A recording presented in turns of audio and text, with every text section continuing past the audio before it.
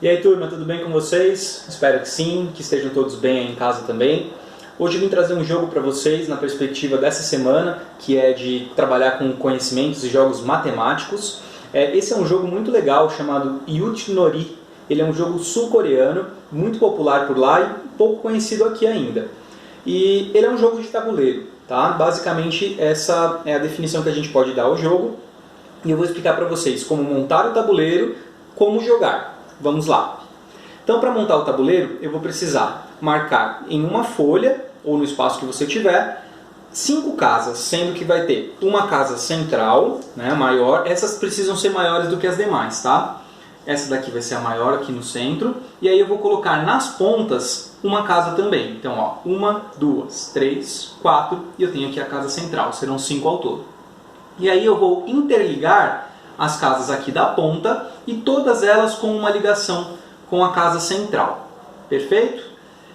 De cada uma dessas casinhas aqui, né, das pontas, entre elas eu vou marcar 4 pontinhos, né, no meio do caminho. Então, por exemplo, da primeira para a segunda eu tenho 1, 2, 3, 4 bolinhas. Da segunda para a terceira, 1, 2, 3, 4 bolinhas.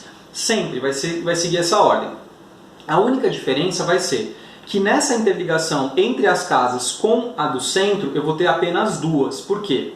Eu vou ter aqui, por exemplo, essa daqui, ó, 1, 2, cheguei no centro. E aí eu vou ter mais 2, 1, 2, cheguei na outra ponta. Certo?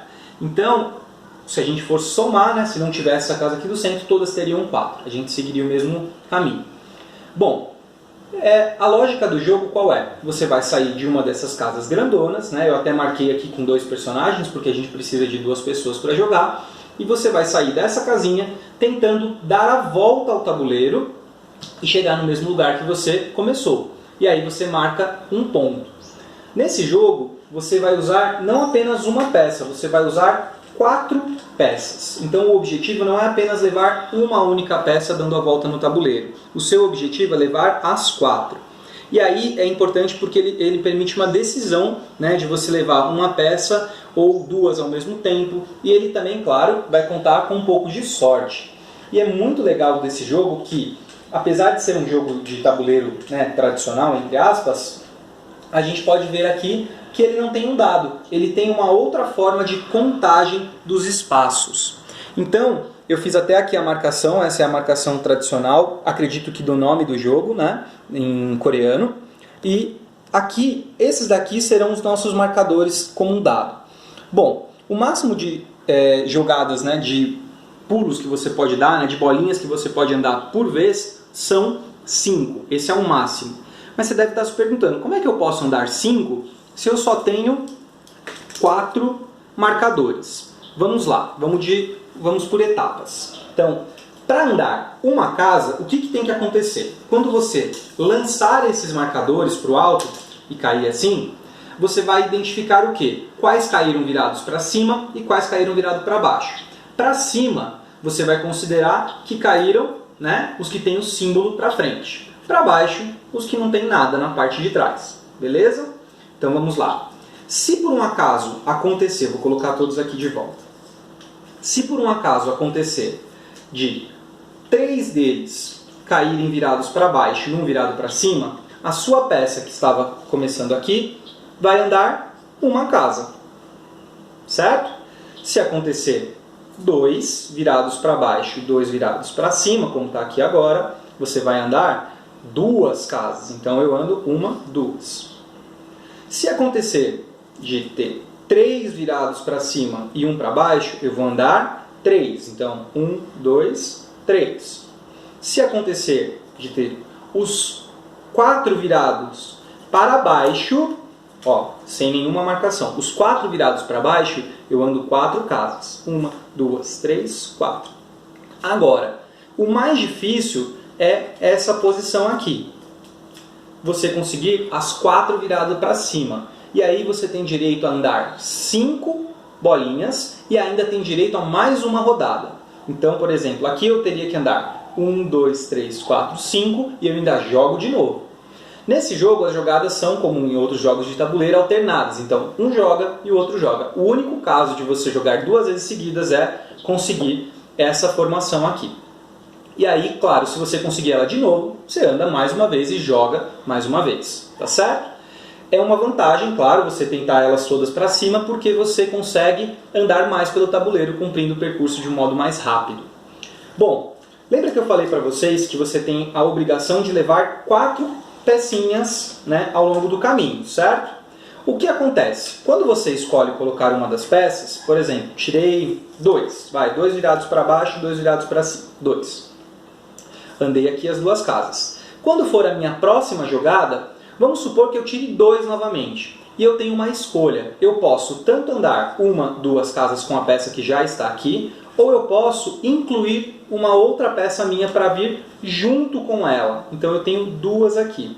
E aí, na rodada seguinte, o número que eu tirar, vamos supor que eu tirei 1, né? Na outra rodada eu joguei as peças, caiu assim. Eu tenho uma para andar, eu ando com as 2 juntas.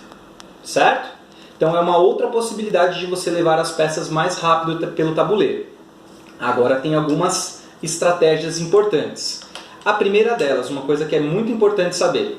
Quando você faz uma jogada, vamos supor, dessa aqui, tirei 1, e o meu adversário jogou na sequência, novamente tirou 1, se uma peça do meu adversário chega no mesmo lugar onde eu estou, a peça que chegou nesse momento vai ficar e a peça que ele cobriu aqui vai sair do tabuleiro e vai voltar para a mão do jogador. Isso em qualquer lugar do jogo. Andei o tabuleiro inteiro, estou aqui, meu adversário conseguiu chegar em cima da minha peça, já era, esquece, essa peça volta e você tem que fazer ela circular pelo tabuleiro tudo de novo. Ela não sai do jogo, tá? Ela volta para sua mão para que você consiga ter que recolocar e conseguir passar as 4 peças de uma vez. E tem uma outra coisa importante.